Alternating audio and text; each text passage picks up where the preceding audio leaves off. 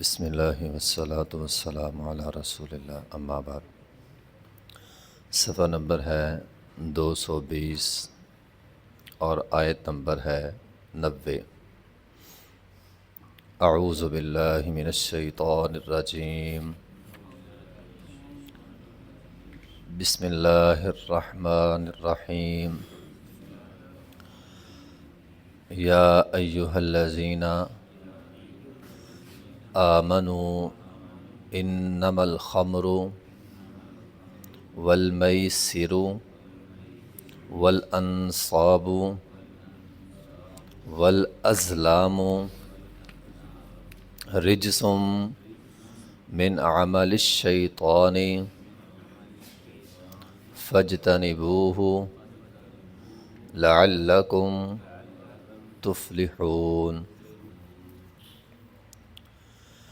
یا ایھا الذین آمنوا، اے وہ لوگو جو ایمان لائے ہو، انما الخمر، بے شک شراب، والمیسر جوا، والانصاب اور بتوں کے نام پہ ذبح کرنا، والازلام اور تیروں کے ساتھ فعال گیری کرنا، رجس من عمل الشیطان، یہ رجس ہے، گندگی ہے، پلیدگی ہے، من عمل الشیطان، شیطان کے کاموں میں سے ہے، فاجتنبوہ، سو اس سے بچ جاؤ، لعلکم تفلحون، شاید کہ تم فلاح پا جاؤ۔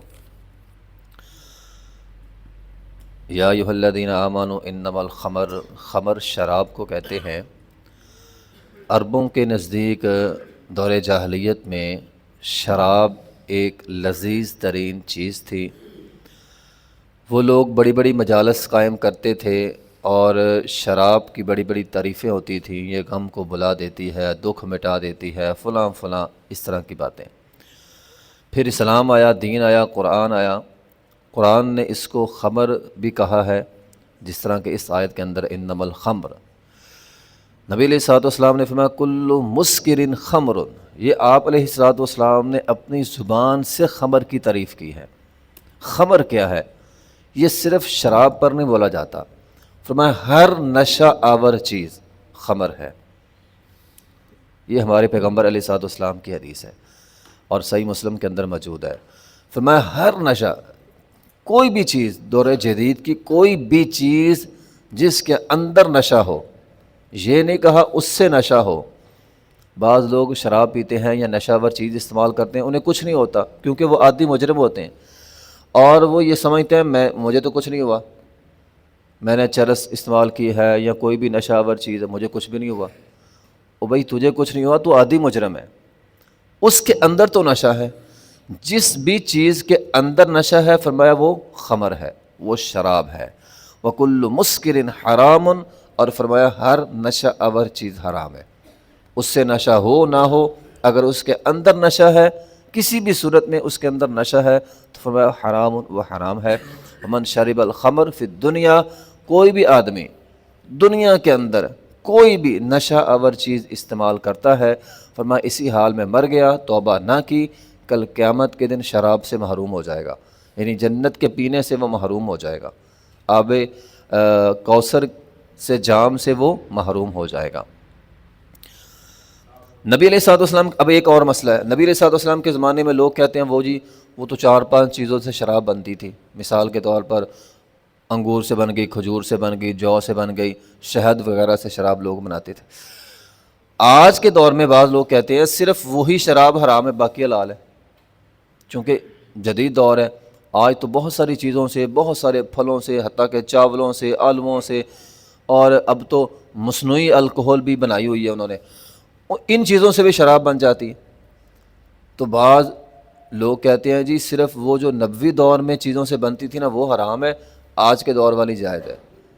جس طرح میں نے شروع میں حدیث سنائی، کسی بھی ذریعے سے، کسی بھی انداز میں نشہ آور چیز ہے وہ حرام ہے، چاہے وہ مصنوعی الکحل ہو، چاہے وہ چاول کی ہو، آلو کی ہو، کسی بھی چیز کی ہو، کسی بھی پھل کی کیوں نہ ہو، تو وہ نشہ ہے اور وہ حرام ہے۔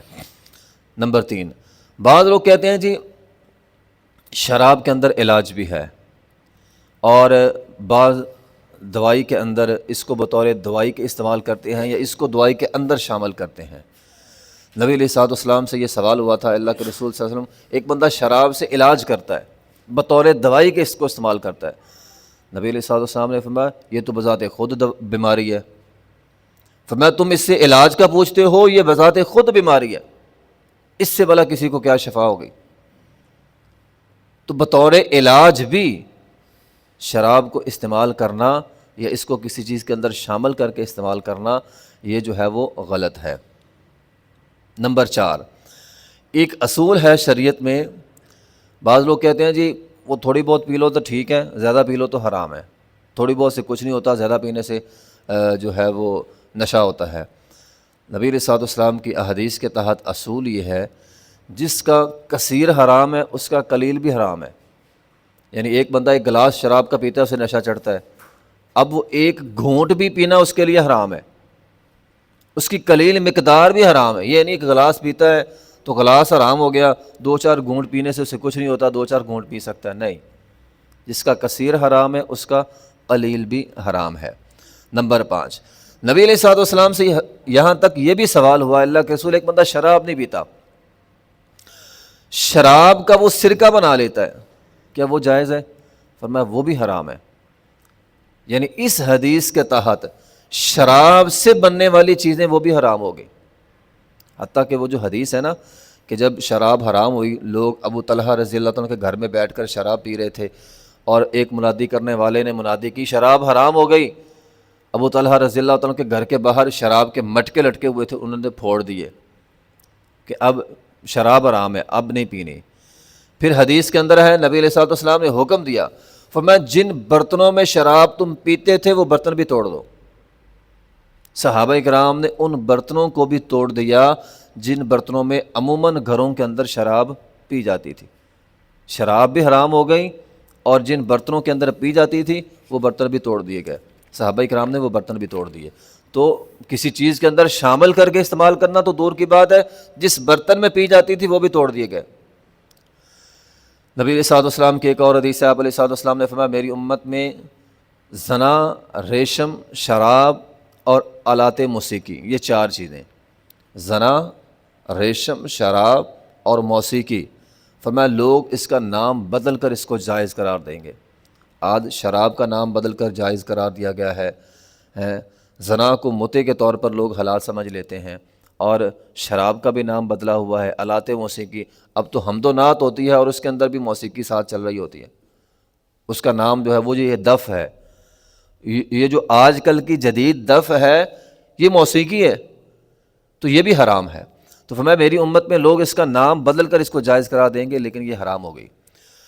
نمبر 6، جس کا پینا بھی حرام اس کی خرید و فروخت بھی حرام، یہ بھی ایک اصول ہے حدیث کے تحت۔ کوئی بھی نشہ آور چیز ہے اس کا استعمال حرام ہو گیا، اس کو بیچنا، اس کو خریدنا یہ بھی حرام ہے۔ حتیٰ کہ ایک حدیث ہے ترمذی کے اندر موجود ہے، نبی علیہ الصلوۃ والسلام نے فرمایا شراب کی وجہ سے 10 بندے گناہ گار ہوں گے۔ کیسے؟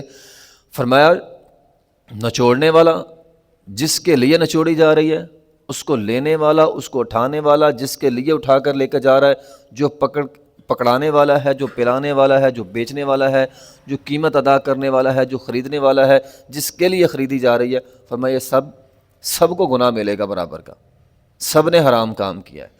تو اس لیے شراب نشہ ہے، کسی بھی قسم کا کوئی بھی نشہ وہ حرام ہے، اس سے نشہ ہوتا ہو نہ ہوتا ہو، لیکن اس کے اندر نشہ ہو وہ حرام ہے، اس کا قلیل بھی حرام، 1-2 گھونٹ بھی حرام، 1 سوٹا بھی حرام، یہ ساری چیزیں حرام ہیں۔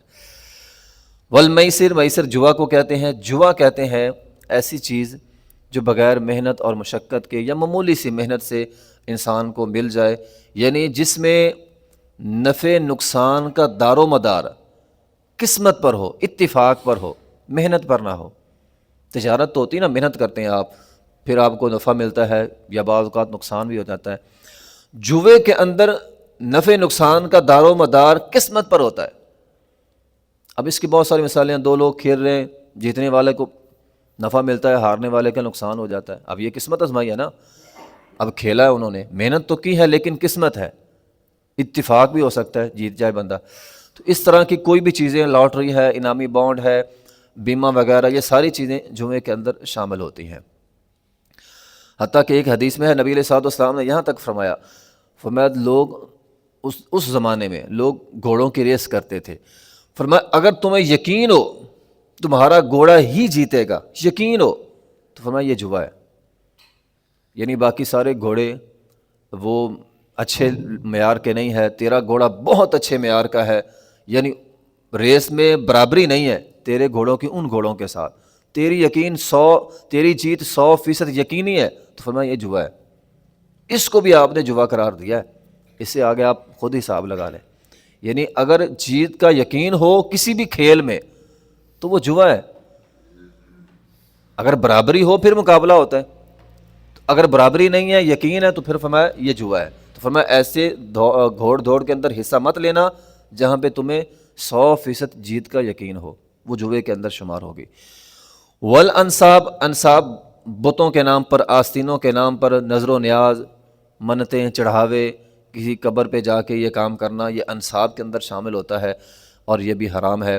والازلام، ازلام تیر اندازی، عرب تیر اندازی کرتے تھے، یعنی انہوں نے کوئی بھی کام آج بھی لوگ کرتے ہیں، کوئی بھی کام کرنا ہو ان کے پاس تیر ہوتے تھے، ایک پر لکھا ہوتا تھا کرنا، ایک پر لکھا ہوتا تھا نہیں کرنا، اور ایک خالی ہوتا تھا۔ تیر اٹھایا، اگر نکل آیا کرنا ہے تو وہ کام کرتے تھے، اگر تیر نکل آیا نہیں کرنا تو نہیں کرتے تھے، اگر خالی نکل آیا تو پھر اٹھاتے تھے، پھر قسمت آزمائی کرتے تھے۔ تو اس طرح وہ لوگ کوئی بھی کام کرنے سے پہلے اس طرح کی فعال گیری کرتے تھے، تو یہ حرام ہے، آج کے زمانے میں بھی حرام ہے۔ ہمارے ہاں مثال کے طور پر چلتا ہے، عموماً یہ جملہ چلتا ہے صبح صبح ادھار نہیں دینا، بھی نہیں دینا وہ الگ مسئلہ ہے، وہ دکاندار کی اپنی ہے، بھی دے نہ دے کسی کو، لیکن یہ جملہ کہ صبح صبح نہیں دینا دوپہر کو دینا ہے، پہلا ہی بندہ آ گیا صبح صبح ادھار دینے، اب تو سارا دن ہی ادھار چلے گا، یہ چیزیں اسلام کے اندر نہیں ہیں۔ آپ نے نہیں دینا، آپ سارا دن نہ دیں، آپ کی مرضی ہے، ٹھیک ہے، دینا ہے تو دے دیں، لیکن اس کی نحوست نہیں ہے۔ یہ جو ذہنوں کے اندر ہے کہ اب سارا دن نحوست اس کی آئے کہ یہ چیزیں غلط ہیں، یہ فعال گیری، اس طرح کی چیزیں اسلام کے اندر حرام ہیں۔ تو عموماً لوگ کسی جگہ جاتے ہیں اس طرح کی فعال گیری کرتے رہتے ہیں، کوا بیٹھ گیا، فلاں ہو گیا، فلاں ہو گیا، نہیں، یہ غلط ہے۔ عرب لوگ دور جاہلیت میں ایسا کرتے تھے، اسلام میں یہ چیزیں حرام ہیں۔ فما رجس من عمل الشیطان، یہ رجس ہے، پلیدگی ہے، شراب، جوا، میسر، یہ تیر اندازی اور یہ بتوں کے نام پہ چڑھاوے، قبروں کے نام پر، یہ ناپاکی ہے، گندگی ہے، من عمل الشیطان، شیطان کے کاموں میں سے ہے۔